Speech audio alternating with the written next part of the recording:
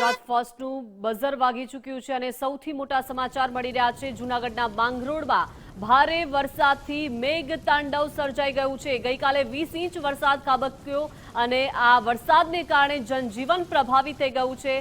વરસાદને પગલે પોરબંદર સોમનાથ હાઈવે તૂટી ગયો છે। નોડી નદીમાં પૂર આવતા હાઈવેનો પુલ તૂટી ગયો છે। દ્વારકા જતા અનેક યાત્રિકો રસ્તામાં ફસાયા હતા। સ્થાનિક લોકોએ યાત્રિકોને તમામ સુવિધાઓ પૂરી પાડી। અંદાજે 100 જેટલી વાડીઓમાં વરસાદી પાણીનો ભરાવો થઈ ગયો છે। પશુધનને પણ આફતમાં ભારે નુકસાન થયું છે। તંત્રની નબળી કામગીરી સામે સ્થાનિકોના ગંભીર આક્ષેપ છે। વરસાદ અટકતા હવે સ્થાનિકોએ રાહતનો શ્વાસ લીધો છે।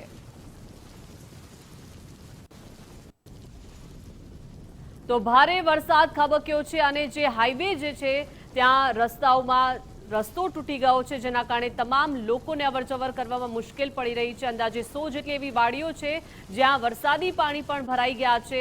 દ્વારકા જતો આ માર્ગ છે, નદી પરનો આ પૂર આવતા આ હાઈવેનો જે પુલ હતો તે તૂટી ગયો છે। અનેક યાત્રિકો આ રસ્તામાં ફસાયા હતા અને અહીંયા તંત્રની કામગીરી સામે હવે લોકોએ રોષ વ્યક્ત કર્યો છે। સ્થાનિક લોકોએ યાત્રિકોને તમામ સુવિધાઓ પૂરી પાડી છે અને તમામ વાડીઓમાં પણ વરસાદી પાણી ભરાઈ ગયા છે।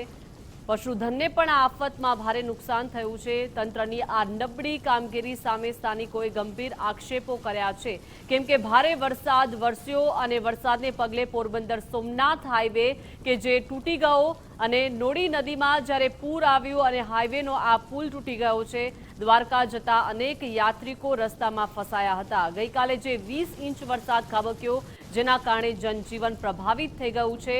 વરસાદને પગલે આ પોરબંદર સોમનાથ હાઈવેના દ્રશ્યો આપ જોઈ રહ્યા છો। આખો રસ્તો જે છે તે તૂટી ગયો છે અને ત્યાં કપચી નાખવામાં આવી રહી છે। નોડી નદીમાં પૂર આવ્યું અને ત્યારબાદ હાઈવેનો પુલ ધોવાઈ ગયો અને હવે આ પુલ પર કપચી નાખવામાં આવી રહી છે। સ્થાનિક લોકોના ટોળે ઉમટી ગયા છે અને ભારે વરસાદને કારણે જનજીવન પર વ્યાપક અસર પડી છે।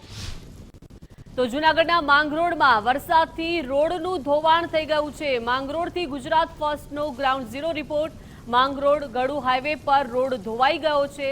શેરિયાજ ગામ પાસે રોડ ધોવાઈ જતા મુશ્કેલી સર્જાઈ રહી છે। યુદ્ધના ધોરણે તંત્ર દ્વારા રોડનું કામ શરૂ કરાવ્યું છે।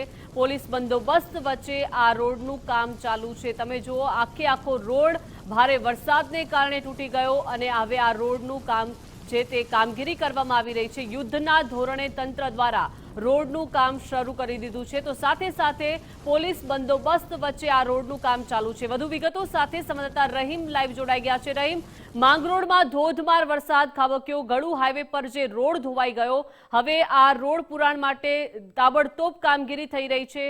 શું પરિસ્થિતિ અત્યારે ત્યાં?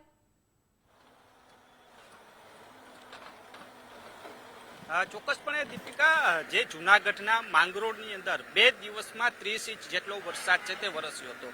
ગત રોજની જો વાત કરીએ તો ગત રોજ 20 ઇંચ જેટલો વરસાદ વરસ્યો હતો ને તેના કારણે માંગરોળ અને આસપાસનું જે ગામ છે શેરિયાજ, સૌથી વધારે આ ગામને નુકસાની થઈ છે। અત્યારે આપણે ગ્રાઉન્ડ ઝીરો રિપોર્ટ ઉપર પહોંચ્યા છીએ। જે શેરિયાજ પાસેનો રોડ છે તેનું ધોવાણ થયું છે। આ એ જ રસ્તો છે કે જ્યાંથી જે સોમનાથ પણ જવું પડે તો આ જ રસ્તા ઉપરથી જઈ શકાય છે। સાથે જ દ્વારકા, સોમનાથથી દ્વારકા જવા માટે પણ આ જ રોડનું કામ જે ઉપયોગ કરવો પડતો હોય છે। પરંતુ આ પરિસ્થિતિ જોઈ શકાય છે કે જે રસ્તો છે બ્રિજની બાજુમાંથી આખું આ ધોવાણ થયું છે, કારણ કે જે રીતના નદી ઉપર જે પાણીનો પ્રવાહ આવ્યો હતો તે પ્રવાહના કારણે જે બ્રિજની બાજુનો આખો રોડ છે તેનું ધોવાણ થઈ ગયું છે। આ શેરિયાજ ગામની બાજુને જ અડીને આવેલો આ છે તે રોડ છે। લોકોના ટોળા પણ અત્યારે અહીં જ ઉપસ્થિત થયા છે। આ દ્રશ્યો જોઈ રહ્યા છો તમે કે લોકો પણ અહીં જોવા મળી રહ્યા છે। જે બ્રિજના સાઈડમાં એંગલો લગાડવામાં આવતી હોય છે તે પણ અત્યારે કહી શકાય કે ધોવાણ થઈ ગઈ છે। વીજ પોલ છે તે પણ મોટા ભાગે તૂટી ગયા છે। સાથે જ જેસીબીની મદદથી હાલ જે અત્યારે આ કામગીરી છે તે શરૂ કરવામાં આવી છે। આ દ્રશ્યો જોઈ રહ્યા છો ગુજરાત ફર્સ્ટની ટીવી સ્ક્રીન ઉપર એક્સક્લુઝિવ આ દ્રશ્યો છે, લાઈવ દ્રશ્યો અત્યારે જોઈ રહ્યા છો કે બ્રિજની બાજુનો જે રોડનું ધોવાણ થયું છે તેને અત્યારે યુદ્ધના ધોરણે કામગીરી કરવામાં આવી રહી છે। સાથે પોલીસનો બંદોબસ્ત છે તે પણ રાખી દેવામાં આવ્યો છે। પોલીસનો કાફલો પણ તૈનાત કરી દેવામાં આવ્યો છે કે જે લોકોની અવર જવર થઈ રહી છે, કારણ કે ભારે વાહનો છે તેને કતાર લાગી હતી, લાંબા વાહનોની કતાર હતી, તેને અટકાવવામાં પોલીસની મદદની જરૂર પડી હતી. આપણે સ્થાનિક લોકો છે તેની સાથે પણ આપણે વાત કરશું, તેઓનું શું કહેવું છે, કારણ કે ગત રોજ તેઓ અહીં હતા. દાદા, કયું ગામ? આજ ગામ શેરિયાજ ગામ. કેવો વરસાદ હતો કાલે? વરસાદ બહુ જ વરસાદ હતો. શું કયો છો, કાલ કેટલું પાણી હતું? પાણી બહુ ઊંચું બહુ હતું. અહીંથી કેટલું પાણીનો પ્રવાહ જતો? અહીંથી બહુ જ હતો, અંતિશે પાણી જતું હતું. બહાર નીકળતા કે પછી છત ઉપર વયા ગયા? શર્ટ ઉપર વૈયા જતા. આખી રાતની જ કાઢી? આખી રાત ત્યાં કાઢી. તો આખી રાત છે. કયું ગામ મોટા ભાઈ? અન્ય યુવાનો છે તેમની સાથે પણ આપણે વાત કરશું, કારણ કે જે રીતના દ્રશ્યો જોઈ રહ્યા છો, જે પાણીના પ્રવાહમાં તણાઈને આવી. શેરિયાજ ગામના કેવો વરસાદ હતો કાલ? વરસાદ બહુ વરસાદ હતો. બહાર નીકળી શકાતું હતું કે? ના, રાતે અમે 3 વાગ્યા સુધી અહીંયા જ હતા. હા, અહીંયા પછી કેવી પરિસ્થિતિ કેવી હતી? પરિસ્થિતિ બહુ ખરાબ હતી. પાણી કેવું ગામમાં કેવું આવી ગયું? ગામમાં શેરિયાજમાં આવી ગયું, હુસેનાબાદ ગામમાં આવી ગયું, બે ગામમાં પાણી. બધાના ઘરમાં પાણી કરી ગયા છે. કેટલા પાણી કરી ગયા હતા? પાણી ઘરના અંદર જાજુ હતું. કેવી નુકસાની કેવી કરશે? વીજ પોલે બધી ઘર વખરી બધી ખરાબ થઈ ગઈ. 8 લાખ નો ઝાડો વહી ગયો. હા, ભેહું ના ખવડાવવાનો. પછી દાણા વયા ગયા, ઘઉંના બધું વહી ગયું. જાજુ નુકસાન થઈ ગયું. તો શેરિયાજ ગામની અંદર પણ મોટા ભાગે નુકસાન થયું છે તેવું આ યુવાનો કહી રહ્યા છે. સાથે આ દ્રશ્યો હું બતાવીશ. વીજ પોલ છે તે પણ ઠેર ઠેર જગ્યાએ વીજ પોલ છે તે પડી ગયા છે. હાલ તેમની પણ કામગીરી કરવામાં આવશે, પરંતુ હાલ સૌથી પહેલી જે પ્રાથમિકતા છે તે છે જે રોડનું ધોવાણ થઈ ગયું છે. તે રોડનું ધોવાણ છે તે ફરીથી યુદ્ધના ધોરણે કામગીરી છે તે કરવામાં આવી રહી છે.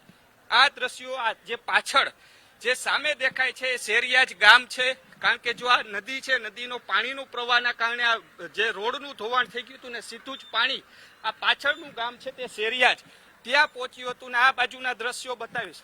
જો આ લોખંડ જે બ્રિજની સાથે રાખવામાં આવતું હોય છે તે પાણીના પ્રવાહના કારણે દૂર દૂર સુધી આ બધું જ ફેંકાઈ ગયું છે. એટલો પાણીનો પ્રવાહ હતો કે આ ગામની અંદર છે પાણી ઘૂસ્યા હતા. ગળા ડૂબ પાણી હોવાની વાત છે તે સ્થાનિકો કરી રહ્યા છે. લોકોના ઘરમાં પણ પાણી ઘૂસ્યા હતા. એટલે કહી શકાય કે હાલ જે પ્રાથમિકતા છે તે પહેલા તંત્ર દ્વારા રસ્તો શરૂ કરવાની કામગીરી છે તે શરૂ કરવામાં આવી છે. જેસીબીની મદદથી આ કામગીરી શરૂ કરી રહ્યા છે.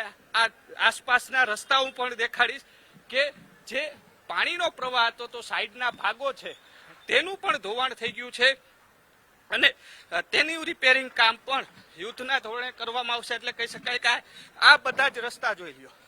આ જે રોડ છે, સાઈડની કિનારીઓ છે તેનું પણ ધોવાણ થઈ ગયું છે. એટલે કહી શકાય કે માંગરોળમાં જે રીતના 2 દિવસની અંદર 30 ઇંચ જેટલો વરસાદ વરસ્યો છે તેના કારણે હવે તારાજીના દ્રશ્યો છે તે સામે આવી રહ્યા છે. એક બાદ એક ગામોની મુલાકાત પણ લેશું. હાલ જે વાત કરીએ તો પ્રથમ જે દ્વારકાથી સોમનાથ જતા લોકો છે તે હાઈવે ઉપર ધોવાણ થયું છે. શેરિયાજ પાસેનો જે બ્રિજ છે તેની પાસેનો રોડનું ધોવાણ થયું છે ને યુદ્ધના ધોરણે આ કામગીરી તંત્ર દ્વારા શરૂ કરવામાં આવી છે.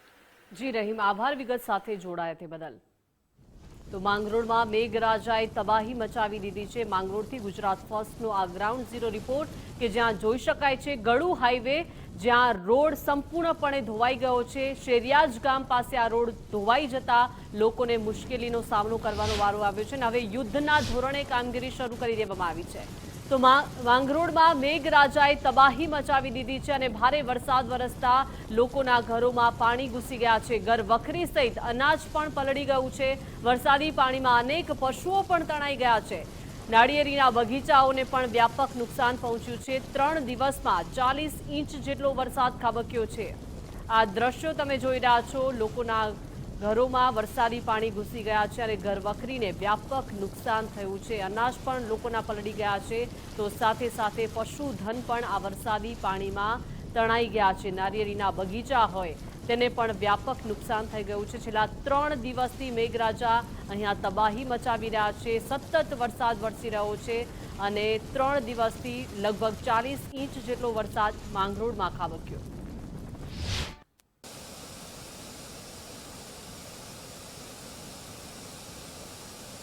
પરિસ્થિતિ ખરાબ હતી કે અહીંયાથી અમારે નીકળવું મુશ્કેલ હતું. અમે બાજુના મકાનના અંદર શિફ્ટ થઈ ગયેલા હતા.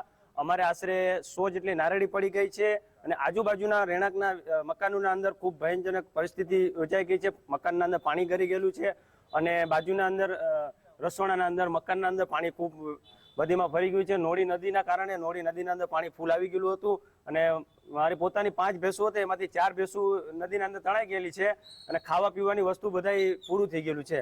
અને આ તમે જોઈ શકો છો, આખું બધું દિવાલો બધું પૂરું થઈ ગયું છે. ફેન્સિંગ બેસિંગ બધું પડી ગયું છે પાણીના લીધે.